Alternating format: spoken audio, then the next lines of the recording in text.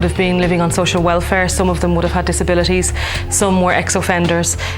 Most of them would not have had the wherewithal to go to a college. They would have assumed that the supports wouldn't have been there for their literacy difficulties or for whatever difficulties they possessed.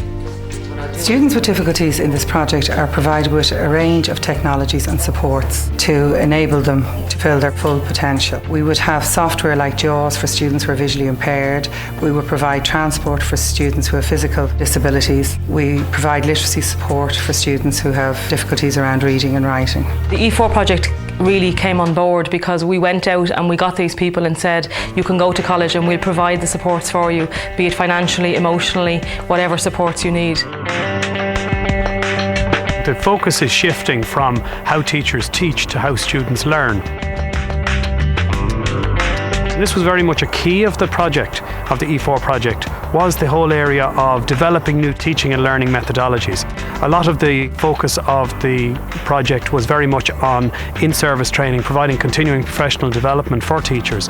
And we got down to focusing on the most effective teaching and learning methodology within a class session, where it focused on being very clear and refining the learning objective for the students, using feedback techniques, both formal and informal, to reinforce the learning. And it was highly successful.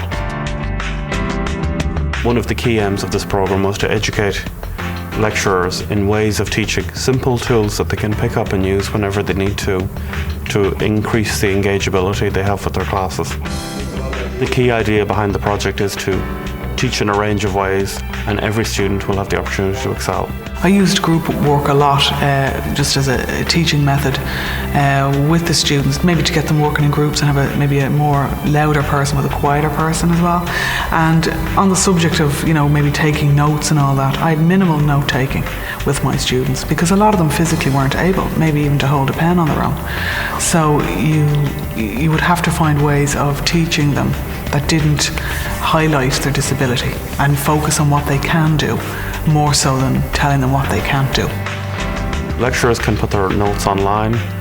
They can allow students to read before a class, then have material prepared for a class, and then comment afterwards using discussion boards or forums. They were able to access their course materials from home, so that meant if they got very tired during the day and they felt they missed out some part of their study, they could access it at a time more suited to them, at a time maybe when they were more relaxed.